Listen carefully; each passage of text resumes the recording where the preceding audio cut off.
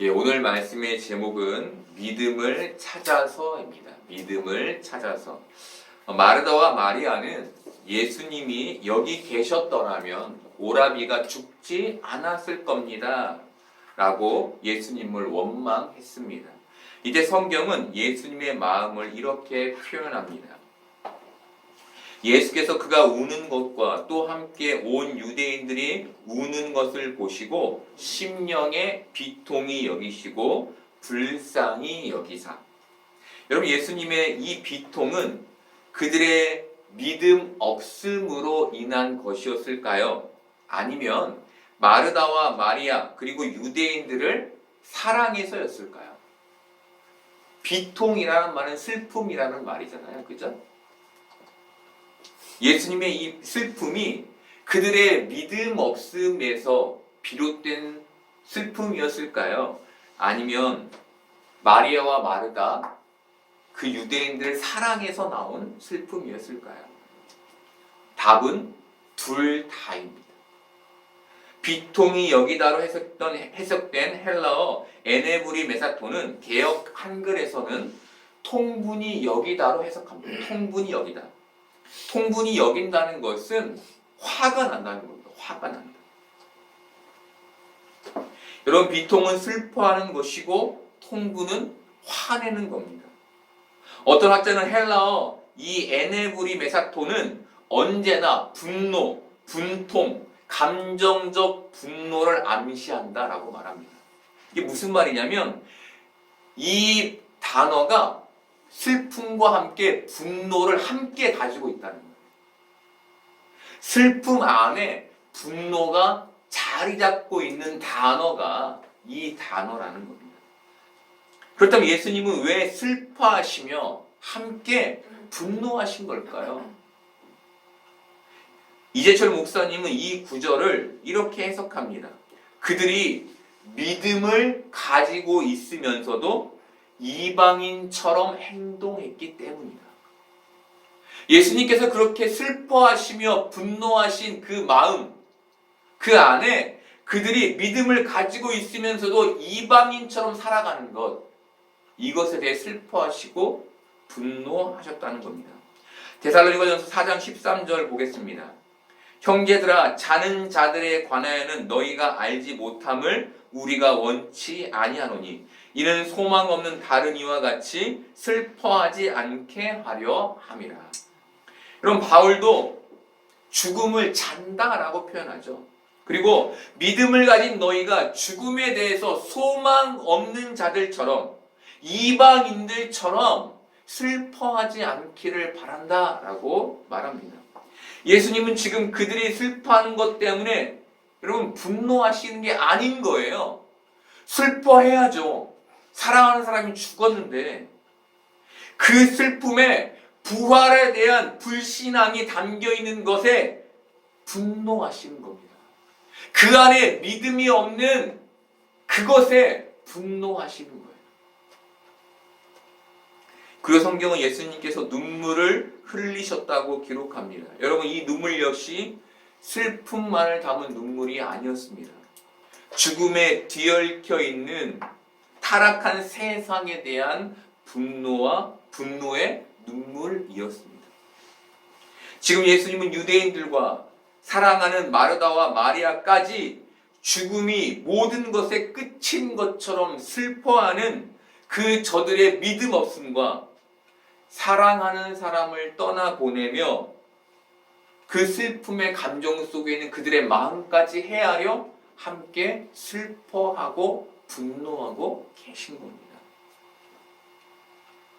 여러분, 마르다와 마리아가 예수님을 만나 했던 말은 하나님을 믿지 않는 사람들과 아무런 차이가 없는 말이었습니다.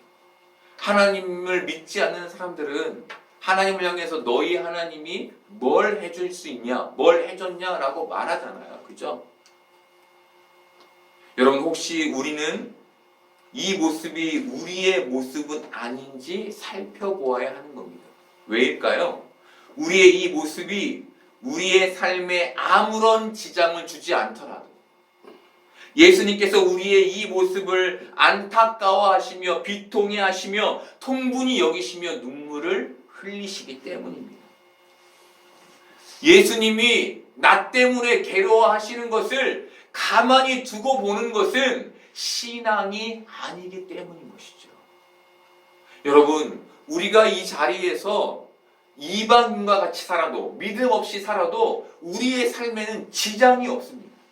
우리는 평소처럼 살아갈 수 있고, 우리는 평소처럼 먹을 수 있고, 사람을 만날 수 있으며 우리의 삶에 아무런 일도 일어나지 않을 수 있습니다.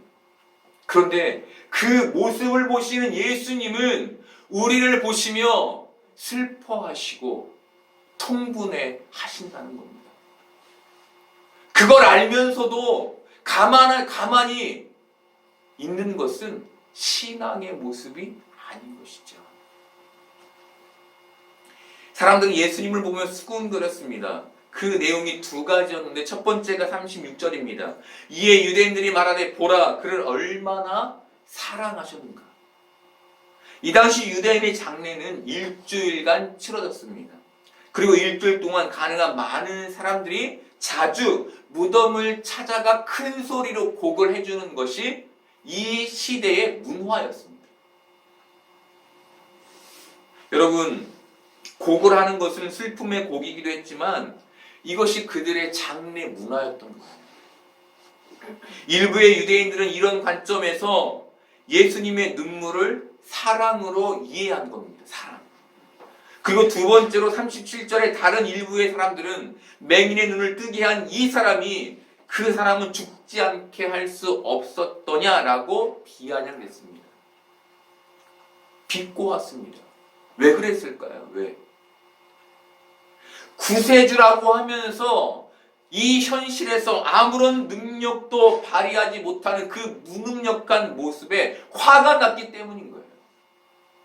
도대체 저 사람은 이 마리아와 마르다를 사랑한다고 하면서 왜 아무런 행동도 하지 않는 거냐며 화가 난 겁니다. 여러분, 굉장히 현실적인 얘기이죠. 우리는 정말 자주 이렇게 아무런 일도 일어나지 않는 상황을 만납니다. 그리고 너희 하나님은 도대체 널 위해 뭘 하고 계시니? 라는 암묵적인 메시지를 듣게 되죠.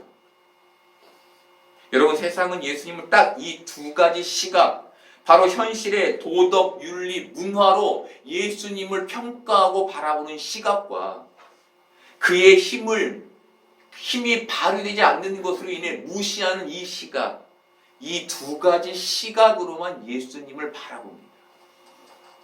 이게 세상이 예수님을 바라보는 시각입니다. 어디 힘 좀 부려봐. 네가 신이라면.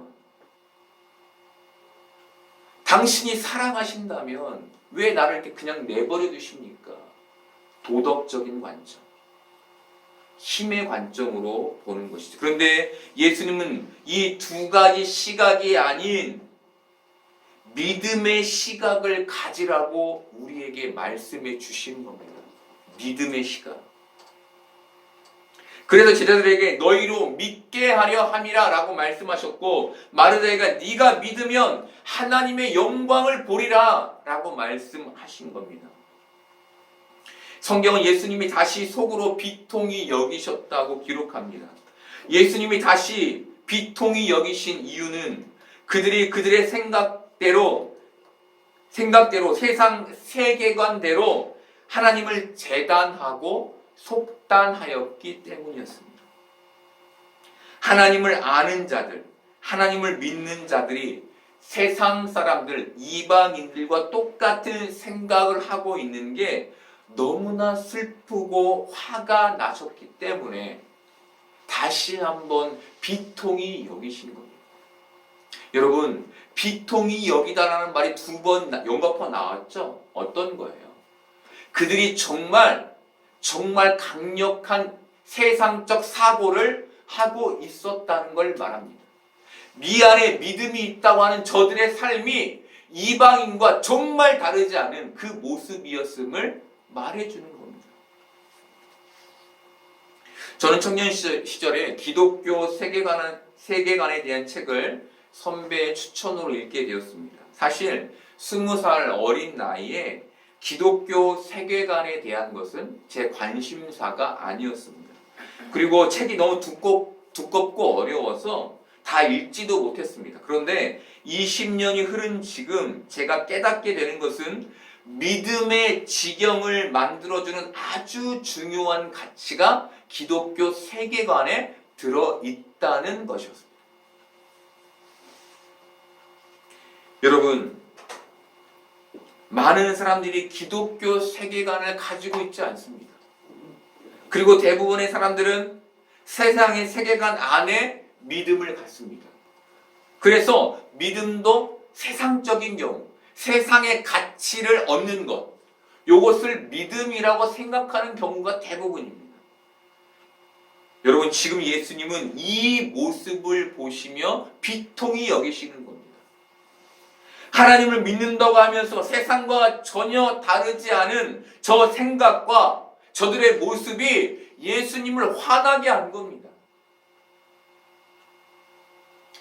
여러분, 예수님은 여러분들이 세상의 방식에서 벗어나 믿음의 방식으로 나아오기를 바라십니다. 오늘 이 말씀을 듣는 여러분들은 말씀을 통해 믿음의 방식으로 나아가시기를 바랍니다. 세상의 방식이 무엇이었는지, 세상의 방식을 내가 추구하고 있던 것은 무엇이었는지 믿음과 비교하여 그걸 내려놓을 수 있는 여러분들이기를 바랍니다. 예수님은 사람들의 수군거리는 소리를 들으며 무덤에 가셨습니다. 그리고 돌을 옮겨 놓게 하셨습니다. 이때 마르다가 주여 죽은 지가 나흘이 되었으며 벌써 냄새가 나나이다 라고 예수님을 막아섰습니다. 마르다 입장에서는 예수님께 썩은 시체 냄새를 맡지 않게 하겠다는 예의였을 겁니다. 내가 사랑하는 저분이 굳이 저 냄새나는 시체, 거기를 바라보는 그것까지 보여줄 필요가 있을까? 라고 생각했을 겁니다. 그런데 여기에는 아주 중요한 의미가 담겨 있었습니다. 그것은 마르다의 마음에 이미 늦었는데, 이미 끝났는데, 이미 불가능한데 라는 마음, 그 결론이 있었다는 겁니다. 예수님을 막아서는데 예수님 이제 그럴 필요 없어요. 끝났어요. 지금 그 마음으로 예수님을 막았었다는 겁니다. 여러분, 마르다는 아주 소중히 여기는 예수님에게 냄새나고 더러운 모습과 이미 돌이킬 수 없는 일을 보여주고 싶지 않았을 겁니다. 그런데 그것은 그의 믿음의 고백과는 상충되는 행동이었던 거예요. 마르다는 불과 몇십 분 전에 주는 그리스도시요 세상에 오신 하나님의 아들이신 줄 내가 믿나이다라고 고백했습니다. 그런데 지금은 몇십 분 만에 예수님의 모든 걸 가로막는 사람이 되어 있는 거예요. 마르다의 입술에 신앙의 고백은 있었지만 세상의 문화와 이해 그리고 부활에 대한 불신앙이 그 마음 깊이 자리 잡고 있었던 것이죠. 여러분, 예수님은 바로 이 모습이 우리의 모습인 것을 꼬집으시는 거예요. 고백과 행동이 다른, 말과 행동이 다른 그 불신앙의 모습을 짚어내시는 겁니다. 어떤 기독교 가수의 간증을 보게 됐습니다. 이 가수가 불치의 병을 걸렸던가 봐요. 이분이 자신의 마음을 고백하는데 그 마음 깊은 곳에 낫는 것은 불가능해. 나는 단단한 불신앙이 있었다는 거예요. 하나님도 이거 못 고쳐. 여러분, 우리가 하나님도 못 고쳐라는 마음을 갖습니까? 안 갖죠. 말로도 하지 않아요. 자, 이 마음 여기 어디에 있는 거죠? 그잖아요. 이 가수가 그랬다는 거예요. 그런데 하나님께서 그를 고치셨다는 거예요. 그를 고치심으로 그를 깨뜨려 주시더라는 거예요. 그리고 그가 그 은혜를 찬양으로 만들어 노래하는 가수가 되었다는 겁니다. 여러분, 우리는 다 하나님을 믿는 자들입니다. 그런데 우리 마음속 이 저 깊은 곳에 하나님을 향한 불신앙이 있다면, 내가 입으로는 꺼내놓지 않지만, 내가 마음으로도 굳이 생각하지 않지만, 여기 어디 언저리에 하나님은 할 수 없을 건데, 이것은 안 될 건데 라는 마음이 있다면, 우리가 하나님은 하실 수 있습니다라고 고백해도 그것은 불신앙. 여러분, 마르다와 마리아가 예수님이 제 시간에 오시지 않은 것으로 예수님을 원망했던 이유가 바로 이 마음속 깊이 있는 그 불신앙 때문이었던 것이죠. 이들에게 예수님이 죽음까지도 다루실 수 있다는 그 고백은 있었는데, 이 안에 불신앙이 자리 잡고 있어서 그들이 그렇게 예수님을 원망하게 됐던 겁니다. 예수님은 이들의 이 모습에 비통해 하시며 눈물을 흘리신 겁니다. 이재철 목사님께서 그의 책에 믿음에 대해서 말씀해 주신 예화가 있습니다. 길지만 제가 여러분께 읽어드리겠습니다. 폭력배와 저는 검은 양복을 입은 외관이 같습니다. 이렇듯 폭력배와 저의 외관이 아무리 동일하다 할지라도 그 검은색 옷 속에 감추어진 삶의 내용마저 같을 수는 없습니다. 폭력을 신봉하는 자와 진리를 섬기게 하는 자의 마음이 동일할 수 없습니다. 불법을 일삼는 자와 말씀을 따라 살려는 자의 삶의 방도가 일치할 수 없습니다. 그렇게 삶의 결과는 더더욱 다를 수밖에 없습니다. 하나님을 믿지 않는 자와 마찬가지로 하나님을 믿는 자에게도 환난과 실패와 고난은 있게 마련입니다. 그러나 환난과 실패와 고난의 겉모습이 같다 해도 그 내용이나 가치 그리고 의미가 동일할 수는 없습니다. 하나님을 믿는 자에게 주어진 환난과 실패와 고난의 결과는 언제나 선함과 참됨과 아름다움이기 때문입니다. 여러분, 우리는 세상 사람들과 겉은 같을지라도 속은 달라야 합니다. 겉은 같은 환난을 만나도 우리 마음 저 깊은 곳에서는 하나님을 향한 믿음의 신앙이 올라와 주님은 하실 수 있습니다. 주님은 이루시는 분입니다.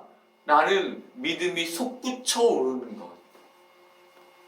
이것이 저기 이방인들과 저기 세상 사람들과 믿음을 가진 우리의 차이인 겁니다. 여러분, 이것은 저들의 생각과 우리의 생각이 달라야 함을 말해줍니다. 저들의 행동과 우리의 행동이 달라야 함을 말해줍니다. 왜입니까? 왜? 우리 안에는 믿음이 있기 때문입니다. 믿음. 여러분, 믿음을 가진 여러분들이 이 세상의 세계관을 움켜쥐지 않고 하늘의 세계관을 움켜쥐기를 바랍니다. 그리고 이것을 움켜쥐고 평생을 믿음으로 살아가는 여러분 되기를 소망합니다.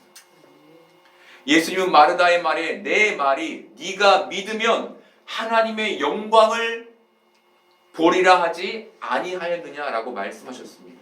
이 말은 믿음으로만 하나님의 영광, 하늘의 영광을 볼 수 있다는 의미였습니다. 여러분, 영광이란 제가 예전에 설명드린 것처럼 톱니바퀴 여러 개가 완벽히 맞물려서 하나의 결과를 이루어내는 것을 말합니다. 쉽게 말하면 하나님의 뜻이 여러 개의 톱니바퀴가 완벽히 맞아떨어지듯 이 땅에서 맞아떨어져서, 즉 하나님의 뜻, 사건과 사고, 일들이겠죠. 그 많은 수많은 일들이라는 이 톱니바퀴가 맞아떨어져서 어떤 하나의 결과, 이 결과는 무엇일까요? 믿음이죠. 이 믿음을 이루어내는 게 하나님의 영광인 겁니다. 여러분, 구약의 모든 내용은 오실 예수님에 관한 겁니다. 그리고 하나님의 계획의 톱니바퀴는 그 모든 계획을 이루어 신약의 예수님을 보내셨습니다. 그리고 예수님을 통해 그의 십자가의 죽음과 부활을 통해 우리를 구원하시는 일까지 이루어내셨습니다.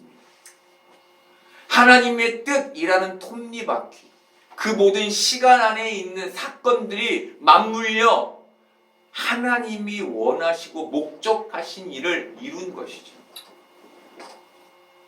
여러분, 이것이 영광을 보여주는 겁니다. 그런데 세상은 이것을 어떻게 봅니까? 실패로 보죠. 그런데 믿음을 가진 우리는 이것을 어떻게 봅니까? 하나님의 영광으로 보는 겁니다. 이게 하늘의 세계관을 움켜쥔 자의 시각인 겁니다. 여러분, 세상의 시각과 완전히 반대되는 시각을 갖고 이 세상을 사는 게 하늘의 시각인 거예요. 여러분, 세상 사람들은 결코 예수님의 죽음을 하나님의 영광으로 볼 수 없습니다. 왜입니까? 세상 세계관, 땅의 문화, 땅의 이해를 가지고 있기 때문이죠.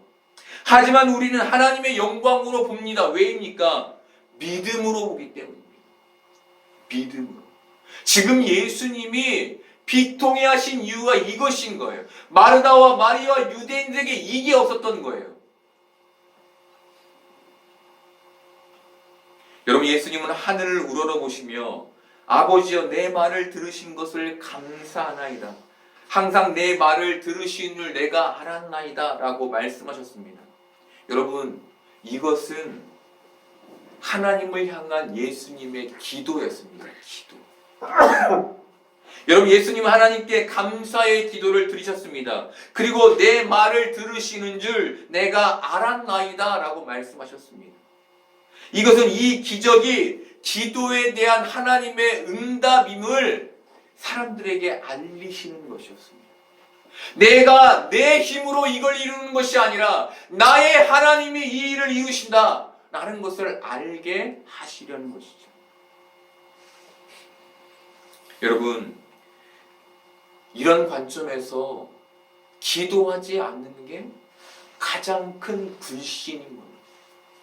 하나님을 의지하지 않는 게 가장 큰 불신인 겁니다. 기도하지 않는 게, 하나님을 의지하지 않는 게 세상 사람과 같은 겁니다. 지금 우리가 믿음으로 삶을 살지 못하고 있다면 그 가장 큰 이유 안에도 기도하지 못함이 담겨 있는 것이죠. 여러분, 기도하는 여러분 되기를 바랍니다. 기도해야만 믿음의 행동을 할 수 있고, 기도해야만 믿음의 생각을 할 수 있습니다. 기도해야만 하늘의 세계관을 움켜잡을 수 있는 겁니다. 그렇게 기도하는 여러분 되기를 바랍니다. 예수님이 이 말씀을 하신 이유는 이 둘러선 무리를 위함이었다라고 말씀하십니다. 그들에게 아버지께서 나를 보내신 것을 그들로 믿게 하기 위해서 이 말씀을 하셨다는 겁니다. 하나님께서 예수님을 보내셨다는 것을 믿게 하기 위해서 이 말씀을 하셨다는 겁니다.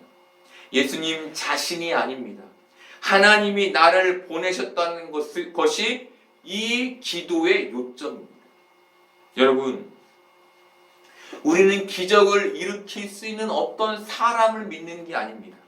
우리는 하나님이 보내신 그의 아들을 믿는 겁니다. 이 믿음에서만이 부활의 참 믿음을 가질 수 있는 겁니다. 예수님이 이 말씀을 하신 후 큰 소리로 나사로야 나오라 라고 부르셨습니다. 여러분, 왜 예수님은 큰 소리로 나사로를 부르신 걸까요?